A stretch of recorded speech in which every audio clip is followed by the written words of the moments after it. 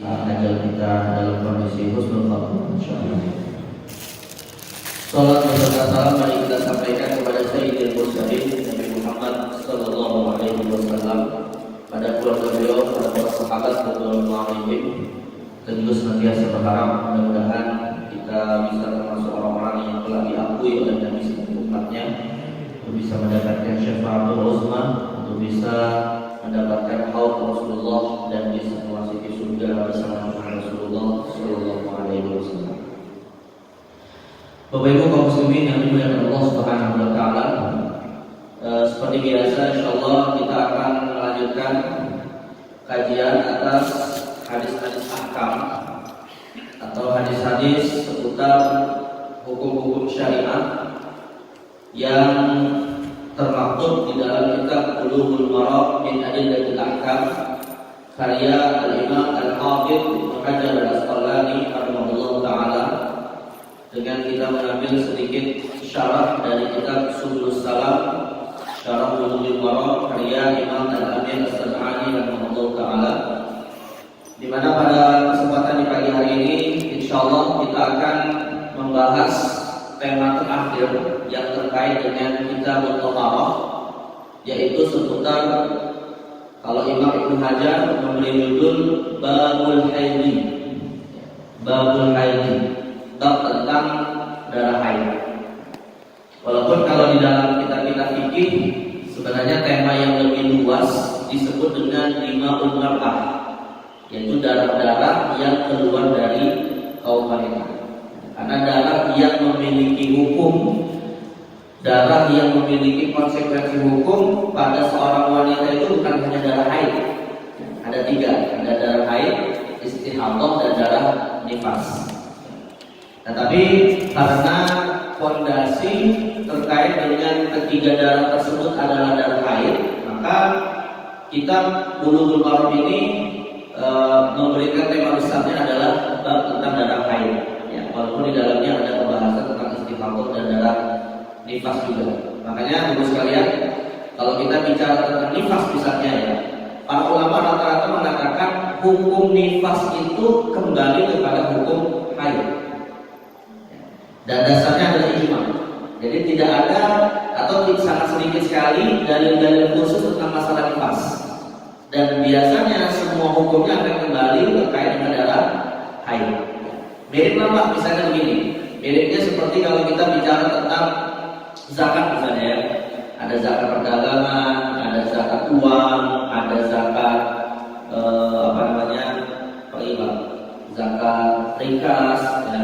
Yang rata-rata nanti akan kembali kepada satu konsep, yaitu metode pengambilan zakat melalui zakat emas dan perak, yang nanti nisabnya adalah sama 80 gram emas. Jadi artinya ada beberapa kasus di dalam hukum syariat kita yang tidak detail penjelasannya, tapi dibahas atau memiliki hukum sebagaimana hukum pokoknya. Nah, jadi kalau darah nifas, itu nanti hukumnya terkait dengan darah haid.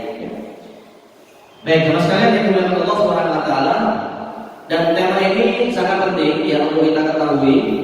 Walaupun di sini kayaknya nggak ada ibu ya.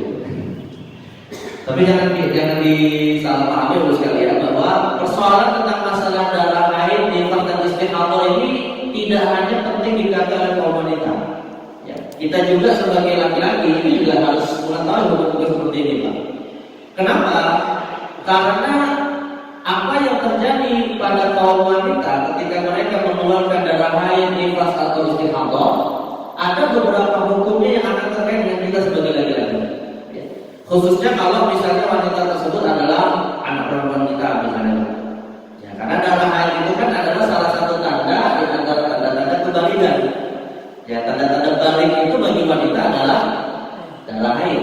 Nah, apa kaitannya kita sebagai seorang laki-laki, khususnya sebagai ayah? Ya, salah satu di antaranya adalah kapan batas akhir kita menjalankan kewajiban mengajarkan ibadah sholat. Karena di dalam hadisnya Rasul mengatakan, "Qul auladakum bis-sholati wa hum sab'u sinin." Perintahkan anakmu untuk mendirikan sholat ketika mereka berumur 7 tahun.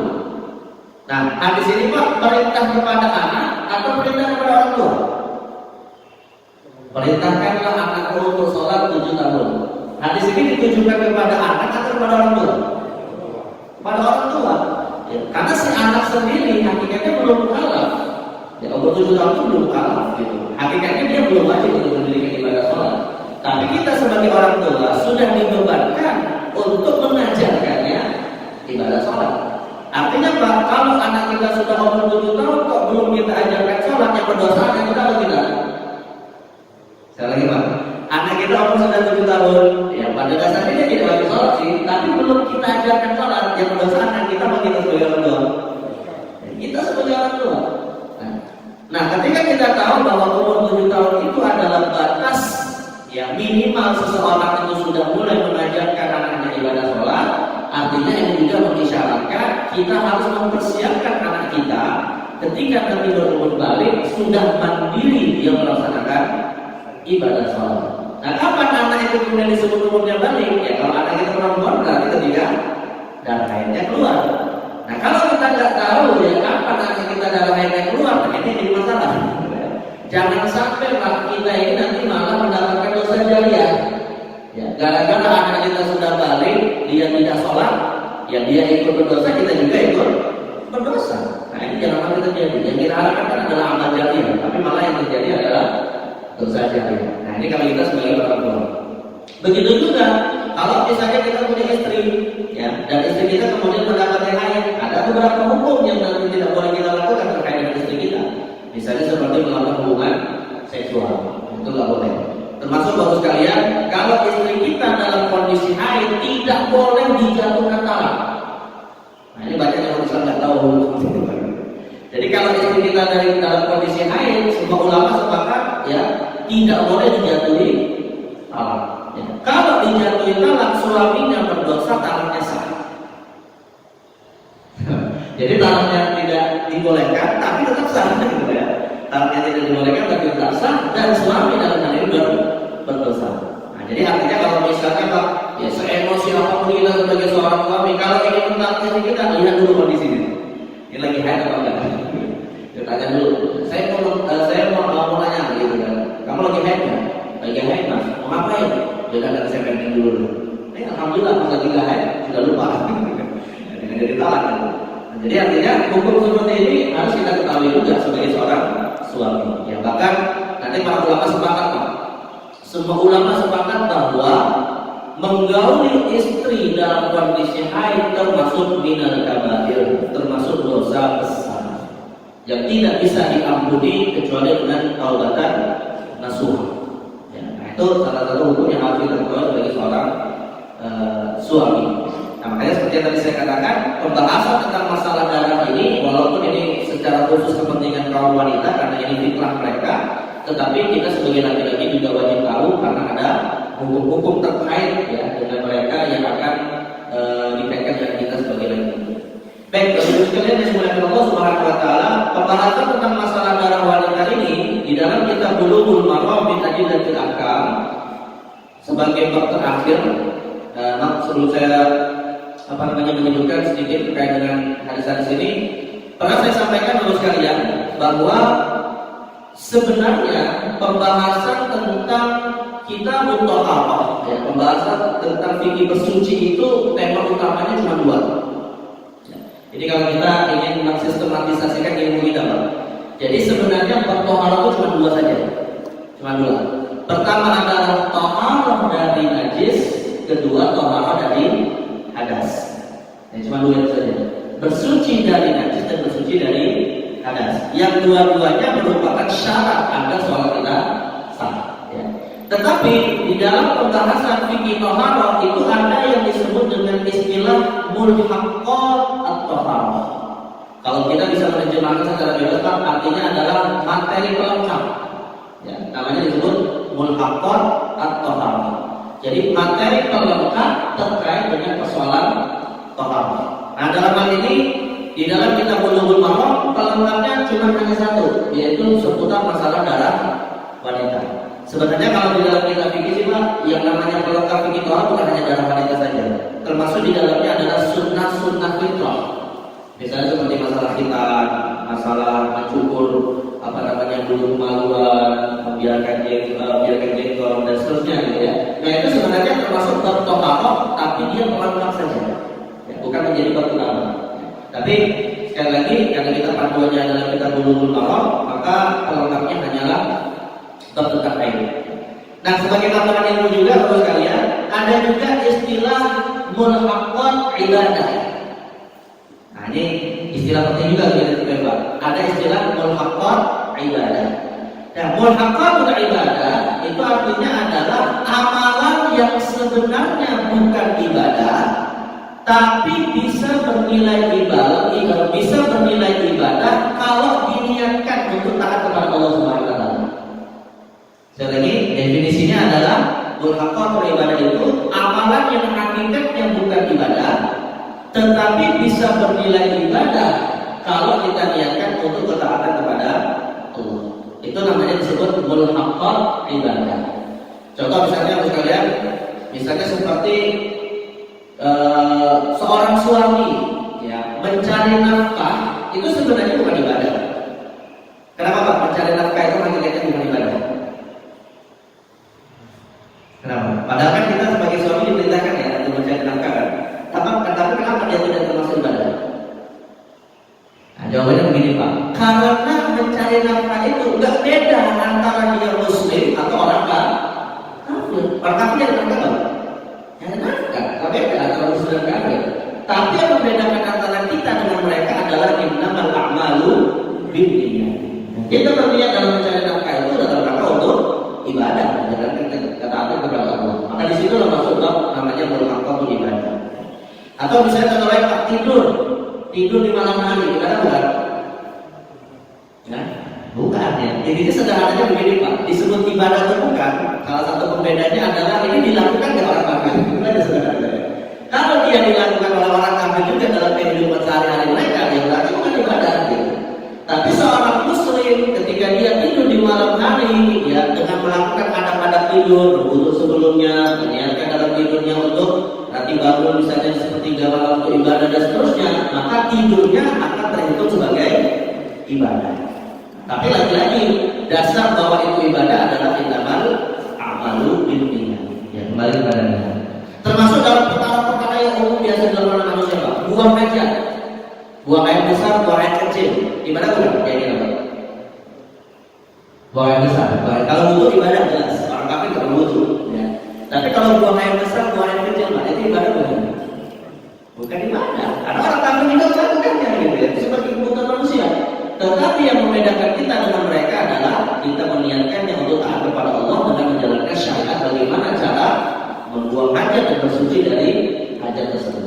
Nah ini namanya disebut dengan mulhaqqatul ibadah. Ya, atau dalam bahasa kita bisa juga diterjemahkan pelengkap ibadah-ibadah kita. Baik, sekalian ini oleh Allah Subhanahu wa taala. Nah, jadi pembahasan tentang masalah ayat ini dia masuk dalam bab pelengkap kita mutahharah ya.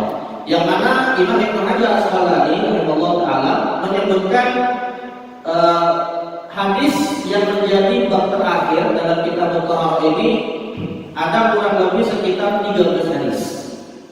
Dari hadis nomor 149 sampai 162. 149 sampai 162 ada 13 hadis yang ke-13 hadis ini intinya membahas tentang masalah haid, istihadah dan nifas. Baik. Hadis yang pertama nomor 149. Qala Imam Al-Hafidz rahimahullahu taala wa nafa'ana Allahu bihi wa bi 'ulumihi fid dharain amin. An Aisyah radhiyallahu anha anna Fatimah bint Abi Hubaysh kanat tustahadu. Faqala laha Rasulullah sallallahu alaihi wasallam inna damal al-hayd damun aswad yu'raf. Fa idza kana dhalika fa amsiki 'anis salati fa idza kana al-akharu fatawaddai wa shalli. Rawahu Abu Dawud wa Nasa'i wa sahahahu Ibnu Hibban wal Hakim wastankarahu Abu Hamid. Baik. Hadis yang pertama terkait dengan masalah haid ini diriwayatkan dari sahabat sekaligus istri Nabi, namanya Aisyah radhiyallahu anha. Dan hadis ini diriwayatkan dari sejumlah ulama hadis seperti Abu Dawud, Nasai, tetapi status hadis ini diperselisihkan. Apakah ini hadis sahih atau bukan hadis sahih? Diperselisihkan oleh para ahli hadis. Yang menganggap hadis ini sahih diantaranya adalah Imam Ibnu Hibban dan Imam Al-Hakim dalam kitab Al-Mustadrak. Sedangkan yang menganggap ini hadisnya adalah dhaif, Imam Abu Hatim. Jadi hadis ini harus sekalian dari sisi sanadnya diperselisihkan apakah sahih atau dhaif. Walaupun sebenarnya kalau dari sisi maknanya Pak, hadis ini adalah hadis yang diamalkan oleh para ulama. Makanya tidak selalu sekalian, tidak selalu suatu hadis yang dia dhaif satu otomatis dhaif oleh ulama yang lain. Ya, karena penilaian suatu hadis itu dhaif atau tidak termasuk masalah khilafiyah. Itu satu. Yang kedua, sekalian, tidak selalu hadis itu kalau dia dhaif tidak bisa diamalkan. Kecuali kalau dhaifnya disepakati. Nah, ini yang kadang perlu kita luruskan, Pak. Ada sebagian orang yang menganggap secara mutlak setiap hadis dhaif itu tidak boleh diamalkan. Padahal Pak, yang dimaksud dengan hadis dhaif yang tidak bisa diamalkan adalah kalau seluruh ulama sepakat itu dhaif. Tapi kalau misalnya ada sebagian ulama menganggapnya sahih dan sebagian ulama yang mengatakan dhaif, ya berarti masih mungkin untuk diamalkan. Gitu ya. Tapi kalau misalnya semua ulama sepakat itu dhaif, baru tidak bisa diamalkan. Dan yang kedua harus sekalian, apa sih yang dimaksud tidak bisa diamalkan? Nah, ini yang belum diluruskan maknanya. Karena yang dimaksud tidak bisa diamalkan itu artinya adalah ketika hadis itu dalam rangka untuk menetapkan hukum halal haram wajib haram. Nah, itu nggak boleh diamalkan. Tapi kalau wilayahnya adalah pada wilayah sunnah makruh saja, yang disebut dengan fadhailul amal, kan ada masalah. Ya, jadi namanya kita menyimpulkan dan mengamalkan hadis itu juga harus hati-hati. Tidak semua ditolak dan tidak semua diambil. Mudahnya sih Pak, kalau kita tidak bisa menyimpulkannya ya tinggal bertanya kepada para ulama selesai. Nah, jadi hadis ini walaupun diperselisihkan statusnya tapi rata-rata sepakatinya. Apa makna hadis ini? Aisyah radhiyallahu anha bercerita, "Anna Fatimah binti Abi Hubaysh kanat tustahabu." Ada seorang wanita namanya Fatimah binti Abi Hubaysh pernah suatu hari mendapatkan darah istihadah. Nanti saya jelaskan Pak apa itu darah haid, istihadah dan nifas dan apa perbedaannya. Jadi Fatimah binti Abi Hubaysh ini mendapati darah istihadah. Faqala laha Rasulullah, lantas beliau bertanya kepada Rasulullah SAW tentang hukum darah istihadah ini. Maka Nabi pernah mengatakan, "Inna damal haidi damun aswadu yu'raf." Sesungguhnya darah haid itu dia darah yang berwarna hitam dan umumnya kaum wanita mengenalinya. Faidah kana dzalika, nah kalau darah yang keluar itu seperti itu kata Rasulullah, kalau darah yang keluar itu warna hitam, maka ba'amsiki 'anis shalah, tinggalkan ibadah salat. Artinya kalau wanita dapat darah haid tidak wajib salat, ya. Tetapi kata Rasul, faidah kana al-akhar, tapi kalau darahnya itu sifatnya tidak seperti itu, fatawadda'i wa sholli, kamu tetap wajib berwudu dan tetap wajib salat. Nah, artinya harus sekalian, Rasul ingin menegaskan dalam hadis ini bahwa yang namanya darah yang keluar dari kaum wanita di luar sebab kelahiran, ya, ada dua kemungkinan, bisa darah haid, bisa darah istihadah. Kalau darah haid, tetap wajib sholat enggak? Darah haid nggak wajib sholat. Tapi kalau darah istihadah, tetap wajib sholat. Sekali lagi Pak, ini kita para istri kita nanti ya, kalau istri kita yang misalnya mengeluarkan darah, bedakan. Kita harus tahu cara membedakan dua jenis darah ini. Kalau darah haid dia tidak wajib sholat, kalau darah istihadah tetap wajib sholat. Nah, dalam hadis ini Rasulullah memberikan informasi tentang sifat darah haid, bahwa darah haid itu warnanya hitam, menunjukkan kepada kita baru sekalian bahwa kalau darah yang keluar itu tidak seperti warna darah hitam ini tadi, maka dia hukumnya darah istihadah. Nah, saya untuk memudahkan Pak, saya ingin jelaskan sedikit begini. Ini dari sisi jenis darahnya dulu ya, sebelum kita masuk perbedaan antara tiga jenis darah ini.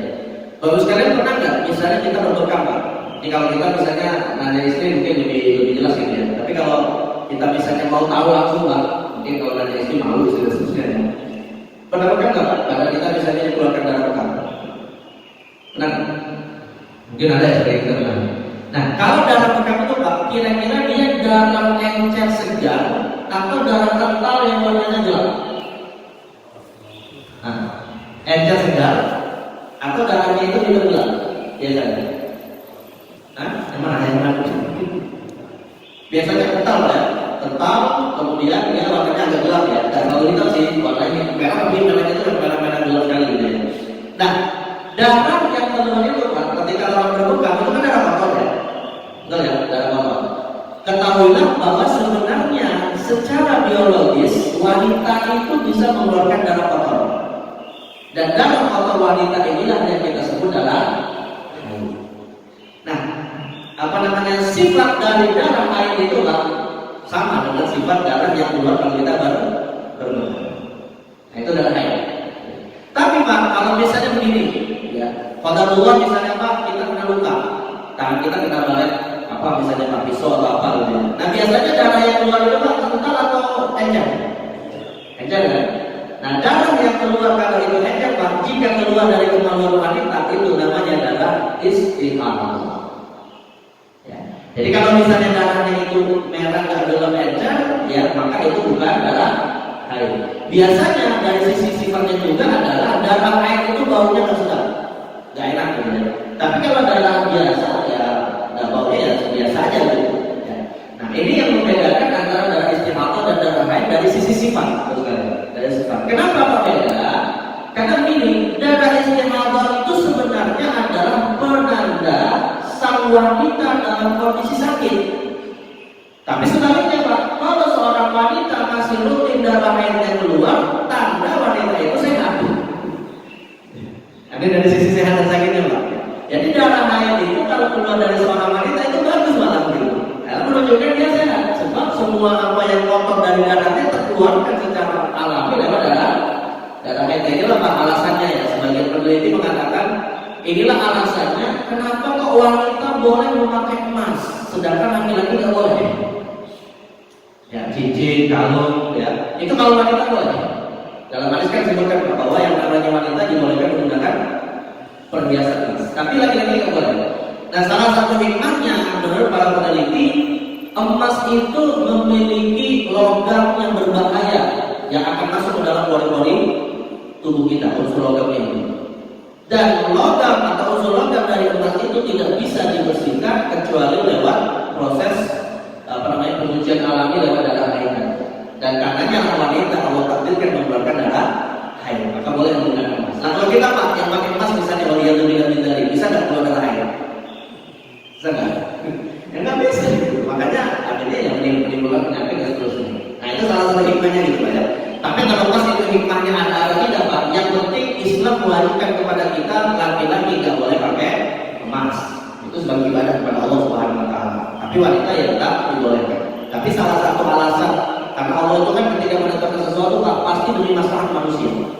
Tidak mungkin Allah mengharamkan sesuatu kecuali pasti di situ ada bahaya. Dan tidak mungkin Allah membolehkan sesuatu kecuali di situ ada masalah.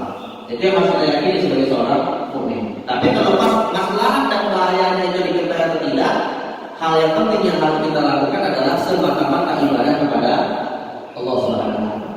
Nah, jadi sekali lagi, kalau wanita itu mengeluarkan darah yang kental hitam seperti ini, darah haid, maka itu menunjukkan dia sehat. Tapi kalau misalnya yang keluar kok darahnya malah warnanya seperti darah biasa gitu ya, maka ini adalah darah istihadah. Nah, istri kita kalau seperti itu Pak, ya periksakan ke dokter karena menunjukkan ada masalah di fisik. Baik, ini dari sisi jenis sifat darah ya, dari sisi jenis sifat darah. Baik. Nah, sekarang kalau sekalian yang dimuliakan Allah Subhanahu Wa Taala, ya, sedikit tambahan lain, apa beda antara tiga jenis darah ini? Darah haid, istihadah dan nifas dari sisi hal yang lain. Pertama, kalau sekalian yang dimuliakan Allah, darah haid didefinisikan oleh para ulama sebagai damu jibillatin takhruju min aqsar rahimi min ghairi illatin wala wiladah. Jadi definisi darah haid itu adalah darah yang keluar dari ujung rahim seorang wanita yang bersifat jibillah. Jibillah itu artinya bersifat fitrah, bersifat kodrati, yang mana keluarnya itu bukan karena sebab sakit dan bukan karena sebab melahirkan. Itu namanya darah haid. Jadi intinya kalau ada darah keluar dari kemaluan wanita bukan karena sakit, bukan karena melahirkan, namanya darah haid. Berarti menunjukkan kepada kita sekalian ada darah yang keluar karena sebab sakit, namanya disebut darah istihadah. Dan ada yang keluar karena sebab proses persalinan atau kelahiran, namanya disebut darah nifas. Nah, dari ketiga jenis darah ini tadi yang memiliki hukum yang sama dari berbagai macam aspeknya ada dua, yaitu darah haid dan darah nifas.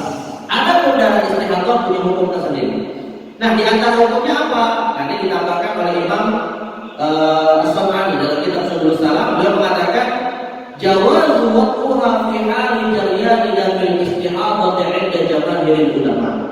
Dibolehkan menggauli istri yang mengeluarkan darah istihadah menurut kebanyakan pendapat ulama.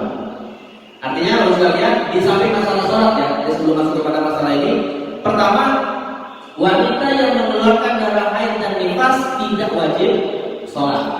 Tapi wanita yang mengeluarkan darah istihadah tetap wajib sholat. Yang kedua, wanita yang mengeluarkan darah haid dan nifas tetap wajib puasa Ramadan dan puasa Ramadan. Wanita yang keluar darah haid dan nifas tidak boleh puasa Ramadan, tapi tetap wajib mengqadha puasa Ramadan. Sedangkan wanita yang mendapati darah istihadah tetap harus wajib puasa Ramadan dan puasa Ramadannya sah kalau keluar darah istihadah. Nah, yang ketiga, wanita yang mendapati haid atau nifas tidak boleh melakukan tawaf.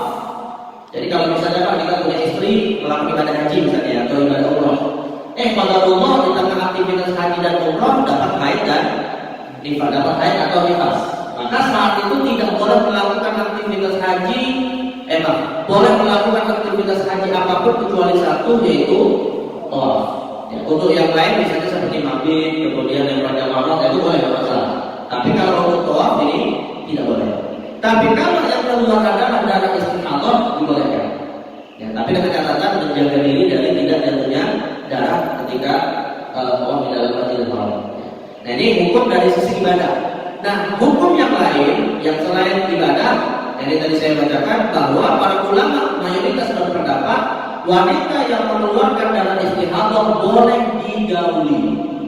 Tapi wanita yang mengeluarkan darah haid dan nifas tidak boleh digauli. Jadi puasa dulu. Haram ya. Jadi kalau istri kita haid atau nifas, puasa dulu dari hubungan seksual. Nah, ini yang ketiga. Nah, yang lain, hukum yang lain adalah yang keempat ya.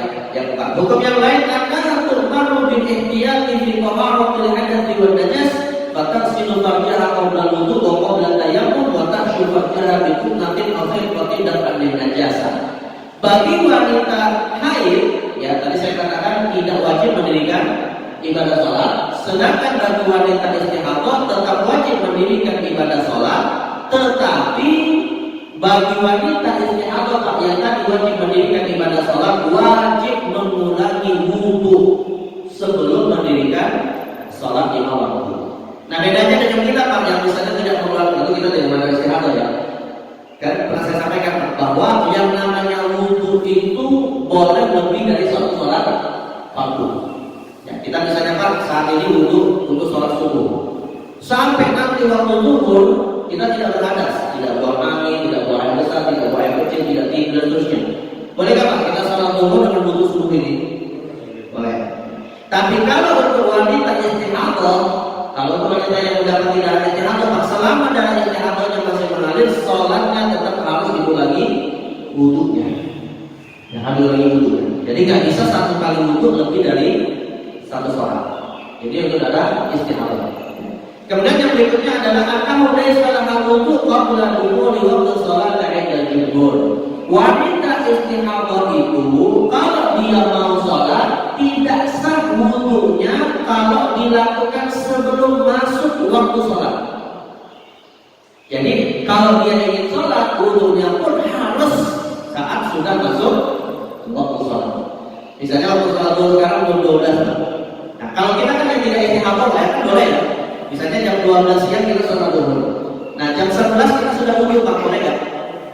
Boleh, nggak masalah. Yang penting sampai dari jam 11 dulu sampai waktu zuhur kita tidak batal. Tapi bagi wanita yang istihadah, maka dia boleh berwudhu kalau sudah masuk waktu sholat. Kenapa? Karena istihadah itu penyakit, Pak. Dan orang yang sakit dalam kondisi mendapati darurat. Padahal kan yang keluar dari kemaluannya najis tidak? Najis. Nah najis yang keluar dari kemaluannya ini Pak sebenarnya kondisi darurat. Maka dia boleh kemudian sholat dalam kondisi najis itu keluar, tapi dengan syarat wudhunya pada waktu sholat. Nah ini ingatkan kepada para istri kita misalnya Pak yang tidak istihadah seperti itu betul-betul hukumnya. Baik, ini dari sisi beberapa hukum dan tadi sifat darah. Ya. Tambahan lainnya harus sekalian dari sisi waktu. Dari sisi waktu, kapan darah haid, nifas dan istihadah ini keluar. Nah ini penting nih kalau masalah waktu. Ya. Pertama, kalau darah haid itu harus sekalian, ya tidak lebih dari 15 hari darah haid keluarnya. Maka kalau keluar lebih dari 15 hari dipastikan darah istihadah. Walaupun wanita haid itu Pak biasanya yang normal biasanya seminggu. Ya, seminggu normal dia haid. Tapi kalau misalnya haidnya itu keluar selewat dari 1 minggu masih haid, yang penting tidak lebih dari 15 hari. Itu darah haid. Lebih 15 hari namanya darah istihadah. Yang kedua sekalian, masa suci seorang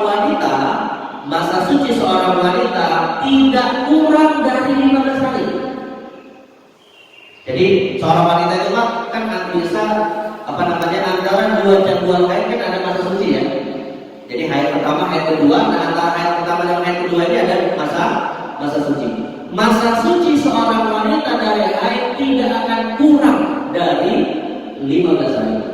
Artinya Pak, kalau misalnya darah haid keluar lalu berhenti, ya kok baru 14 hari sudah keluar lagi, maka yang ke-14 itu darah istihadah. Karena tidak mungkin kurang dari 15 hari. Nah jadi darah haid itu tidak lebih dari 15 hari, masa kesucian tidak kurang dari 15 hari. Nah ini kita perhatikan di istri kita, anak kita semua. Ya, bagaimana masa darah haidnya. Ini dari sisi perbedaan darah haid dan darah istihadah untuk batas waktu rutinnya. Lalu umur ya teman sekalian. Wanita itu tidak akan mengeluarkan darah haid kurang dari umur 9 tahun. Dan ini para ulama sepakat, seperti disepakati oleh para ulama berdasarkan riwayat dari Aisyah radhiyallahu anha, "Idza balaghat tis'an fa hiya jariyah." Wanita itu kalau sudah berumur 9 tahun maka sudah dihitung balik. Maknanya baru sekalian, kalau kita punya anak kok umur 7 tahun, 8 tahun sudah keluar darah haid, periksa ke dokter. Karena itu darah istihadah. Jadi batas minimal seorang wanita itu mengeluarkan darah haid adalah umur 9 tahun. Nah maksimalnya berapa ya? Tergantung kondisi orang yang bisa berbeda-beda. Tapi tidak akan kurang dari 9 tahun. Ya, ini dari batas minimal. Dan 9 tahun ini sekalian menurut hitungan kalender Hijriah. Bukan kalender Masehi. Ya, biasanya kalender Hijriah itu kan lebih sedikit harinya dalam 1 tahun daripada kalender Masehi. Nah, jadi kalau kita ingin hitung 9 tahun berapa hari? Ya, kalau dibagi harinya gitu ya, maka hitungannya pakai kalender Hijriah. Nah, ini dari sisi batas minimal. Nah, sekarang kalau batas maksimalnya berapa, Pak? Wanita itu mendapat darah haid sampai umur berapa tahun? Ada tahu? Kalau dalam bahasa kita kan kalau orang yang tidak lagi mengeluarkan darah haid namanya menopause. Wanita yang menopause itu kan tidak lagi darah haid. Nah itu sampai berapa tahun? Ada tahu? Ada di sini yang di sini sudah menopause? Masih di sini. Nah dalam hal ini Pak sebenarnya ulama kita tidak berpendapat ya. Kalau dalam mazhab Imam Syafi'i, wanita itu tidak ada batas maksimal haid. Selama darahnya keluar dan kondisinya normal, berapapun umurnya itu darah haid. Walaupun umurnya ada 100 tahun, 10 tahun gitu kan. Kalau dalam mazhab Syafi'i nggak ada batas minimal, nggak ada batas maksimal. Tapi kalau dalam mazhab Hanafi Hanafi dan Maliki mereka menetapkan batas maksimalnya adalah di umur 70 atau 80 tahun. Artinya kalau sudah lewat umur 70 tahun Pak, walaupun darahnya keluar itu sudah dihitung oleh mereka sebagai darah istihadah. Kalau dalam mazhab Maliki dan Hanafi. Tapi kalau dalam mazhab Syafi'i tidak. Intinya kalau darahnya masih normal, kurang dari 15 hari, walaupun umurnya berapapun, itu tetap darah haid. Nah ini artinya untuk sekalian, kalau kita ikut mazhab Syafi'i, istri kita masih keluar darahnya normal, berapapun umurnya, ya tidak ada soal. Kalau darah haid itu keluar. Ini kalau dari batas maksimal darah haid. Nah sedangkan kalau untuk darah nifas bagaimana? Nah kalau darah nifas begini bos sekalian. Darah nifas itu keluarnya kan adalah kalau dia melahirkan. Ya. Yang menjadi persoalan oleh para ulama adalah batas minimal kapan darah haid itu berhenti atau berapa lama darah haid itu berhenti. Kalau untuk darah nifas, kalau untuk darah nifas maka tidak ada batas minimal dia berhentinya kapan. Jadi bisa jadi begini Pak, darah nifas itu bisa jadi keluarnya bersama dengan anak itu lahir. Dan setelah anak itu lahir, tidak keluar lagi darah, yaitu darah nifas. Ya, bisa sekejap saja. Sedangkan kalau untuk maksimalnya, para ulama berbeda pendapat. Kalau menurut mazhab Syafi'i, wanita bisa mengeluarkan darah nifas sampai batas umur 2 bulan, 60 hari. Jadi kalau misalnya masih dianggap misalnya dari sejak kelahiran gitu ya sampai umur kelahiran itu 50 hari misalnya, maka ini masih termasuk darah nifas. Tapi kalau dalam mazhab yang lain seperti Maliki dan Hanafi, batasnya adalah 40 hari. Dan kebanyakan Pak, umumnya wanita itu mendapatkan nifas tidak lebih dari 40 hari. Kebanyakan. Makanya sebagian ulama berpendapat 40 hari lah batas maksimal nifas. Sedangkan kalau dalam mazhab Syafi'i sampai 20-an yaitu 60 hari. Nah, bagus sekali yang digunakan Allah Subhanahu wa taala. Sekarang kaidah sederhananya ya. Lantas apa sih batasan darah istihadah? Jawabannya Pak, istihadah tidak punya standar.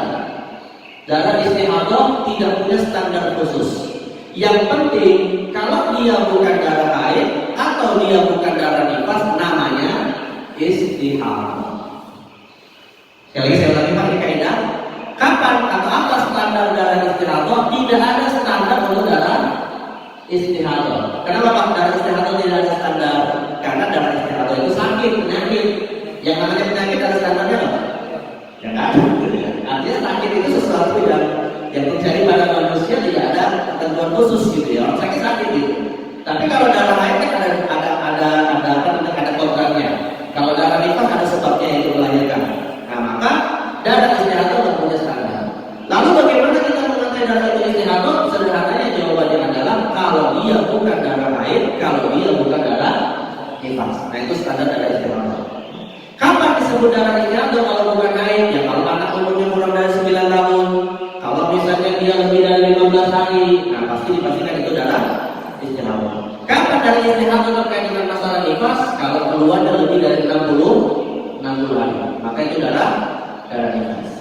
Nah, sebagai kasus terakhir Pak terkait dengan masalah waktu yang kemudian akhirnya diperselisihkan oleh para ulama adalah bagaimana kalau darah itu bagaimana kalau darah itu keluar ketika wanita masih dalam kondisi hamil.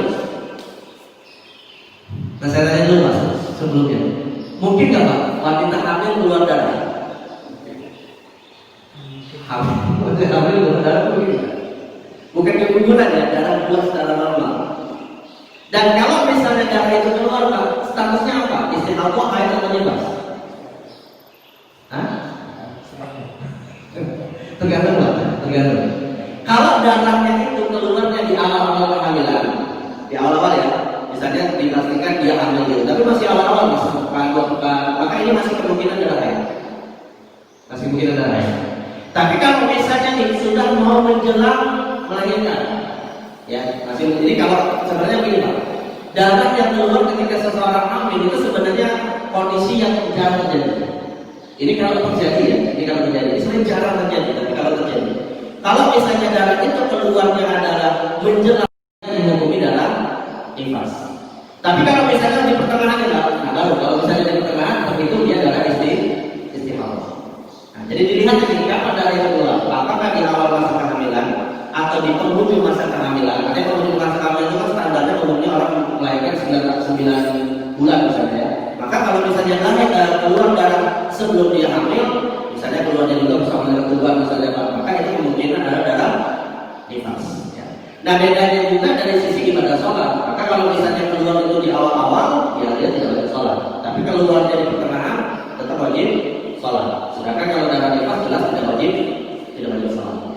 Nah ini untuk kehati-hatian bagi kaum wanita dan kita sebagai seorang suami untuk mengingatkan agar hati-hati jangan sampai dia tidak sholat dengan mengiranya air padahal itu bukan air, atau ketika dia sholat bukannya air padahal itu istihamah. Jadi yang kami perlu. Baik, ini secara umum ya sekalian tentang masalah terkait dengan waktu-waktu masalah 3 jenis darah tadi. Nah sekarang kita baca lagi hadis-hadis yang terkait dengan masalah itu sebagai penegas saja. Hadis nomor 150. Sudah betul? Wa fi hadits Asma binti Umaysh inda Abi Dawud. Ada tambahan hadis dalam riwayat Abu Dawud dari Asma binti Umaysh. Ya, di mana Rasulullah mengatakan wa tajlis fi mirkanin fa idza ra'at sufratan fawqa al-ma faltasil lidh-dhuhri wal 'asri ghuslan wahidan wa taghtasil lil maghribi wal 'isya wal 'isya'i ghuslan wahidan wa taghtasil lil fajri ghuslan wahidan wa tatawadda fi ma baina dzalik. Nah ini hadis yang diperselisihkan oleh para ulama Pak dari sisi hukumnya. Jadi kata Rasulullah dalam hadis riwayat Asma binti Umaysh, kalau seorang wanita mendapati darah istihadah, ya, yang penting dari darah nifas, kalau dapat darah istihadah di mana dia tetap wajib sholat, cara untuk mengetahui itu adalah darah istihadah, Rasul kasih contoh, hendaknya dia duduk di dalam bejana yang agak besar. Nah ini untuk tahu ya. Jadi ada bejana agak besar, wanita tersebut misalnya ragu, ini bisa ragu ya, ini darah haid atau darah istihadah, dia ragu. Maka Rasul mengatakan duduklah di bejana yang agak besar dan lihat ketika keluar darah tersebut bagaimana darah itu mempengaruhi air yang ada di dalam bejana. Faidah sufratan fawqa, kalau dia mendapati warnanya kuning, ya di air yang tadi berada dalam bejana yang dia duduk di situ, maka itu adalah darah istihadah. Nah karena dia darah istihadah, maka tetap wajib sholat. Nah di sini Rasulullah mengajarkan Pak, bagaimana dia sholat sebelum sholat, apakah mandi atau wudu? Ya kalau darah haid dan nifas jelas ya sebelum sholat dia harus mandi. Nah di sini disebutkan fattasil lidh-dhuhri wal 'asri ghuslan wahidan. Hendaknya dia mandi untuk 2 sholat, zuhur dan asar.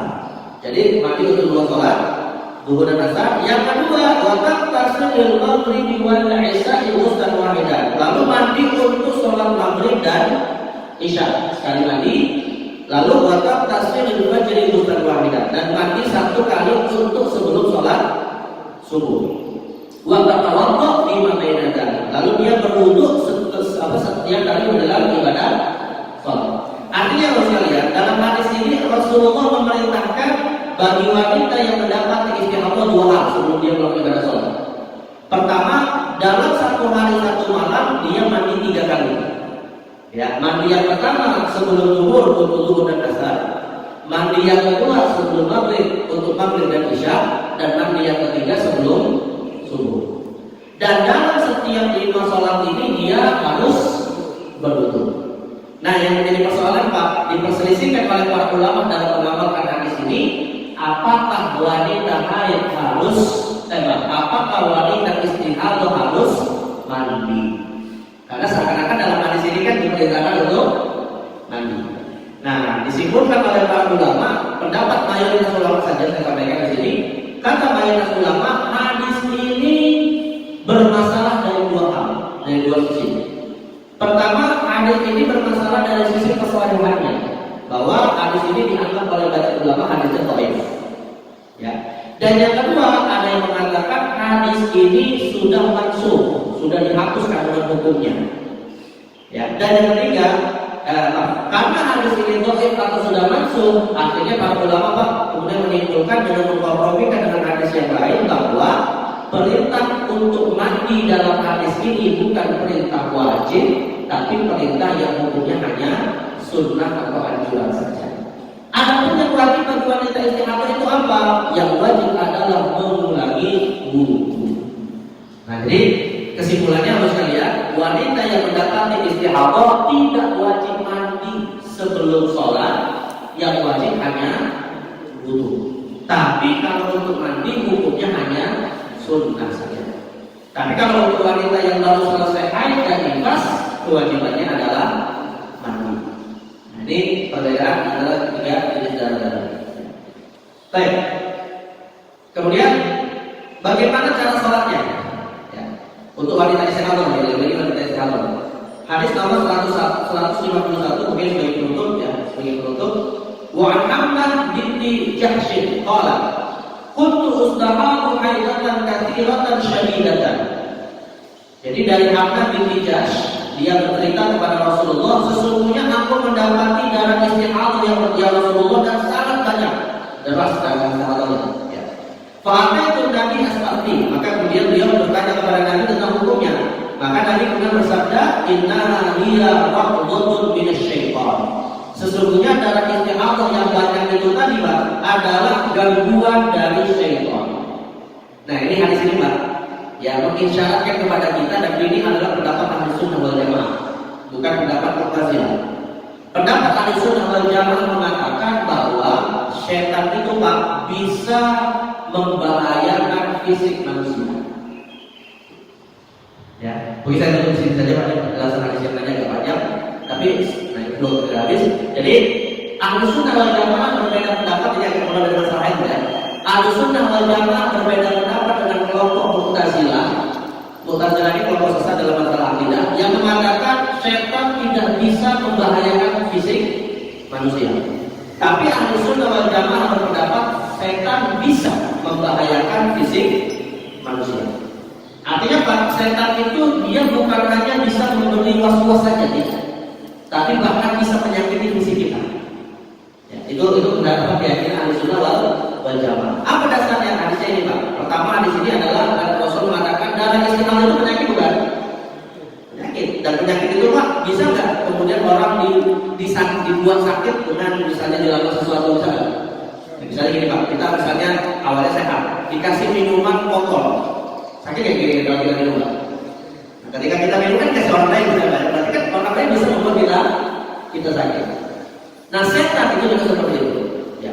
Makanya dalam satu riwayat Rasulullah mengingatkan kepada kita Pak, bahwa banyak hal ya yang kita harus jaga di dalam kehidupan ini. Jangan sampai tanpa sengaja atau dengan sengaja kita malah menyakiti bangsa jin.